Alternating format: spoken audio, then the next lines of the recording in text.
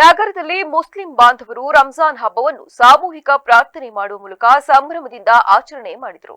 ಈ ವೇಳೆ ಈದ್ಗಾ ಕಮಿಟಿ ಅಧ್ಯಕ್ಷ ಸಮೀರ್ ಖಾನ್ ಮಾತನಾಡಿ, ರಂಜಾನ್ ಹಾಗೂ ಯುಗಾದಿ ಹಬ್ಬ ಒಂದೇ ವೇಳೆ ಬಂದಿರುವುದು ಸಂತಸದ ವಿಷಯವಾಗಿದೆ. ಮುಸ್ಲಿಂ ಬಾಂಧವರು ರಂಜಾನ್ ಹಬ್ಬದ ಕೊನೆಯ ವಾರ ಸಾಮೂಹಿಕ ಪ್ರಾರ್ಥನೆ ಮಾಡುವುದರ ಮೂಲಕ ಹಬ್ಬವನ್ನು ಮುಕ್ತಾಯ ಮಾಡುತ್ತೇವೆ.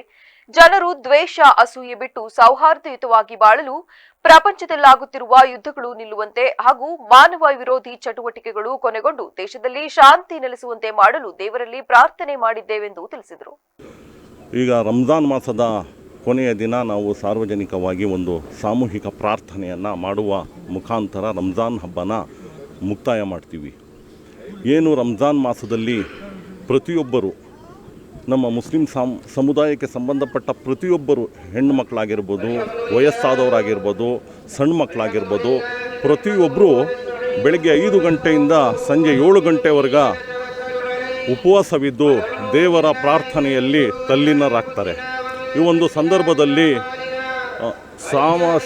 ಸಾಮಾಜಿಕವಾಗಿ ಒಂದು ಕಾಳಜಿ ಉಳ್ಳ ಒಂದು ವ್ಯವಸ್ಥೆಯೂ ಇರುತ್ತೆ. ಏಕೆಂದರೆ ಪ್ರತಿಯೊಬ್ಬ ಮುಸಲ್ಮಾನರು ಒಂದು ಒಳ್ಳೆಯ ರೀತಿಯಲ್ಲಿ ಬದುಕುವಂತಹ ಒಂದು ವಾತಾವರಣ ನಿರ್ಮಾಣ ಆಗಬೇಕು. ಯಾರು ಬಡವರಿದ್ದಾರೆ ಅವರಿಗೆಲ್ಲ ಪರಿಗಣಿಸಿ